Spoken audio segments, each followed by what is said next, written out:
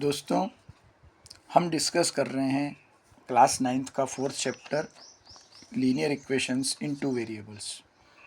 पिछले वीडियो में हमने डिस्कस किया था इस चैप्टर का नाम linear equation in two variables क्यों है। उसमें हमने देखा था कि लीनियर वर्ड रिप्रेजेंट करता है the highest power of variable is 1। उसके बाद हमने डिस्कस किया था general form of linear equation in two variables, जिसको हम बोलते हैं ax + by + c = 0। जनरली दोनों वेरिएबल x और y लिए जाते हैं। जो x का कोएफिशिएंट होता है, जैसे हमारे इस एग्जांपल में -3x + 7y + 11 = 0। अगर इस इक्वेशन को देखें तो फर्स्ट वेरिएबल इज़ x और उसका कोएफिशिएंट -3। ये हम इस इक्वेशन को, किसी भी इक्वेशन को हम जब उसके जनरल फॉर्म से कंपेयर करते हैं तो इस कोएफिशिएंट को हम बोलते हैं value of a।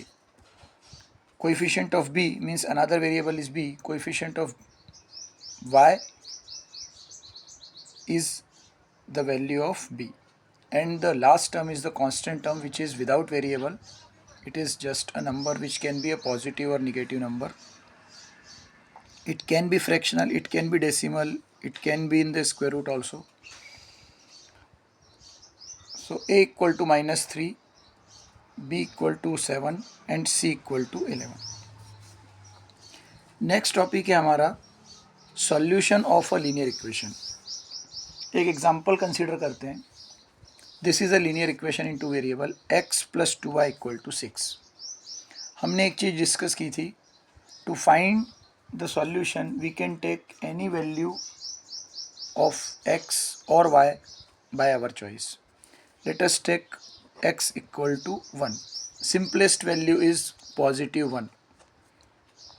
If I will put 1 in the place of x in this equation, I will get 1 + 2y = 6. By transposing this 1 to right hand side, I will get 2y = 6 - 1, which will give you 5. So the value of y will be 5/2. So when you put x = 1, you get y = 5/2. So x = 1 and y = 5/2. This is the solution of this equation, or it is written as 1, 5/2. अगर आपने coordinate geometry वाला chapter पढ़ा है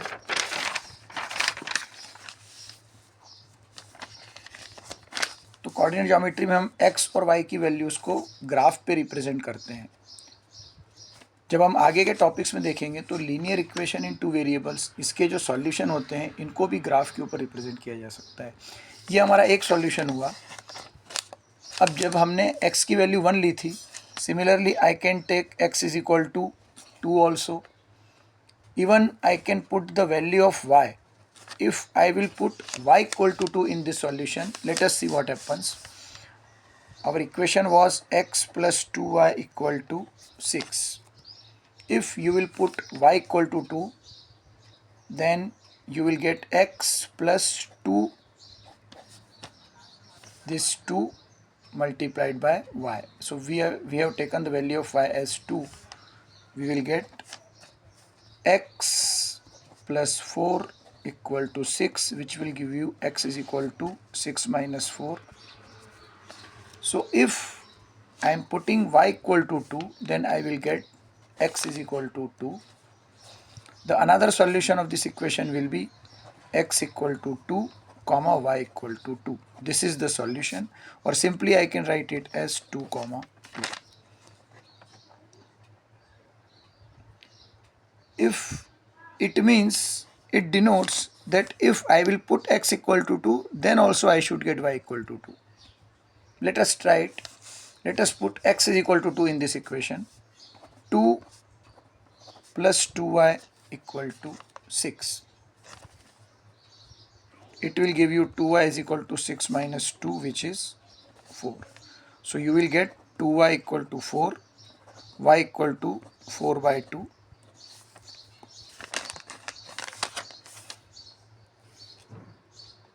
When we put x = 1, we get y = 5/2. This is first solution. When we put x equal to 2, then we get y also 2. Similarly, I can put x equal to 3, 4, or I can take negative values of x and y also. Let us take y equal to minus 1. Let us put y equal to minus 1 in the same equation. X plus 2 into minus 1 equal to 6. X, this 2 multiplied by minus 1 will give you minus 2. X minus 2 equal to 6. Then you will get x equal to 6 plus 2, which will give you x equal to 8. So this is the another solution. We always put value of x first, just as in the chapter of coordinate geometry. हम वहाँ पर x coordinate और y coordinate x, y इस तरह से किसी point को represent करते हैं ग्राफ पेपर पे. सिमिलरली लीनियर इक्वेशन में जब हम सॉल्यूशन लिखते हैं उसका भी पैटर्न वही होता है. अगर हम y की वैल्यू भी पुट करते हैं उसके बाद हमें x की एक वैल्यू मिलती है. जब हम सॉल्यूशन लिखते हैं तो x is equal to 8, y is equal to minus 1. Simply I can write 8 comma minus 1. So 1 comma 5 by 2, 2 comma 2, 8 comma minus 1. These are three solutions. In the same manner, you keep on putting any value by your choice of x, you will get some value of y. Or if you put any value of y by your choice, you will get some value of x.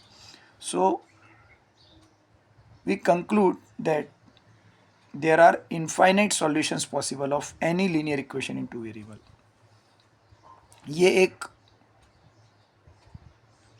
Topic है, MCQ बनता है इस topic के ऊपर कि how many solutions are possible for a linear equation in two variable. अगर किसी equation में दो वेरिएबल्स हैं और वो लीनियर इक्वेशन है तो उसके कितने सॉल्यूशन हो सकते हैं? The answer is infinite.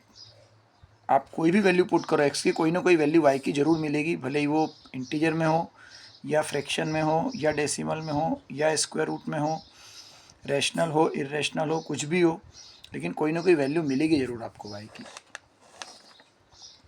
और जब हम इन सारे सॉल्यूशंस को ग्राफ के ऊपर रिप्रेजेंट करते हैं, then you will always get a straight line, जो हम आगे के वीडियोस में डिस्कस करेंगे. ये भी एक रीज़न है इसको लीनियर बोलने का, क्योंकि इसके अंदर वर्ड आता है लीनियर, वर्ड में नाम आता है line. So when you represent different solutions on a Cartesian plane और a graph paper, you will always get a straight line. तो ये एक तरह से बहुत ही सिंपल टॉपिक है. क्वेश्चन इस तरह से आता है, write any 4 solutions of the given equation. आप अपनी चॉइस से वैल्यू रखते जाओ x की, y आता जाएगा, या y रखते जाओ x आता जाएगा, और आपको इस तरह से सॉल्यूशन लिखना है. 1 comma 5 by 2, this is first solution. 2 comma 2, this is second. 8 comma minus 1, this is third. आप इसकी प्रैक्टिस कीजिए. अगर आपको इसमें कोई डाउट आता है तो आप कमेंट सेक्शन में कमेंट कर सकते हैं, मैं आपकी ज़रूर हेल्प करूँगा. इस चैप्टर का नेक्स्ट टॉपिक हम नेक्स्ट वीडियो में डिस्कस करेंगे. आई होप कि यहाँ तक आपको समझ में आया होगा. Thank you.